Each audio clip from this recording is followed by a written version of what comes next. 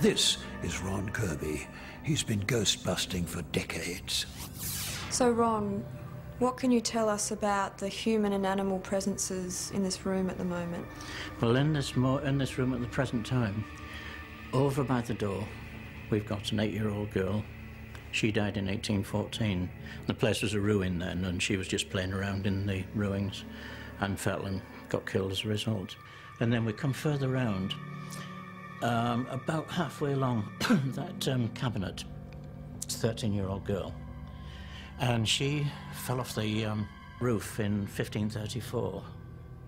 Well, apparently what she was doing, there was quite a storm blowing in at that particular time, and it's on record, that. And she was playing around on the roof and slipped on the lead and fell against the battlement. And of course, as she fell, she was off balance, and the wind got under her skirts, which were quite copious in those days, weren't they? And over she went. And the funny thing is, last October, my wife was on the battlements about 8 feet away from them, and there was nobody anywhere near her. And all of a sudden she was given such a push between the shoulder blades, and she went back and fell against the top there, up against the battlement, and she won't go up there again. Wild horses won't drag her back. Explain to us how you go about communicating with spirits. What I would do is, I would stand with my rods and I'd say, well, if there's an active presence anywhere at all in here, turn at least one of the rods through 360 degrees. Now, I'm not faking that. So it's 360 degrees. And then I'll say, well, give me the direction of the nearest presence.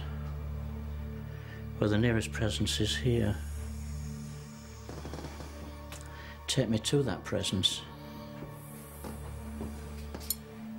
Now that's where Hannah is. The room we're standing in is the most haunted room in the most haunted place in Britain. 8 spirits are known to regularly visit here. Not all of them are human. Quite often a cat has been felt rubbing against people's feet. And when they look down, of course, there's nothing there, so it's a spectral cat, if you like. And occasionally we get a dog. Now that dog, sometimes you can smell it quite strongly. When we've doused for it, if we feel it around, and I just go down with my rods will come together when we come on top of it. So we're looking at an animal of about that height, about the size of a small spaniel. And you can smell its wet fur. We've had the clicking of claws on wood on the floor. And we've also had the sighing of a dog. You know, when a dog flops down, it sighs. And we've had that. So do you believe animals have the ability to sense I think paranormal? animals have a greater ability than us, for the simple reason, you hit the nail on the head yourself when you said you're a scientist and a skeptic. If you can't see it, smell it, taste it, hear it or feel it, it doesn't exist according to science, does it? But we've all got what animals have got, and that's this little thing in here called the third eye, or the intuition, or the sixth sense. Animals have still got it. But the trouble is, we live in such a materialistic world that we push it into the background, and then a few more generations it'll be gone altogether. So what do you believe keeps the animal spirits here at Pinkensick? I think the animal spirits are kept here because they've got an attachment to one of the other presences that are here, one of the human presences, or discarnate beings, if you like. In other words, a human being without a body.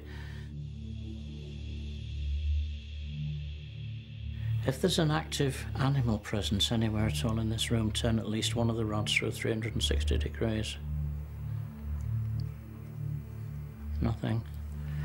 Is there an active animal presence anywhere at all in this room? Well, that's my no. Oh. Do you think I could have a go at those dowsing sticks? Yep. Be my guest. Think it will work for me? Get hold of them. They won't Do bite. I hold it with my thumbs? Oh, just rest your thumbs against the back just to steady them. Just like that. Get your hands around them. They won't bite you. Okay. Bodies width apart. Put your thumb on them. Tips just very, very slightly down. Relax your tense. So, what are you going to ask first? Should I just ask? Ask if you're a woman. Am I a woman?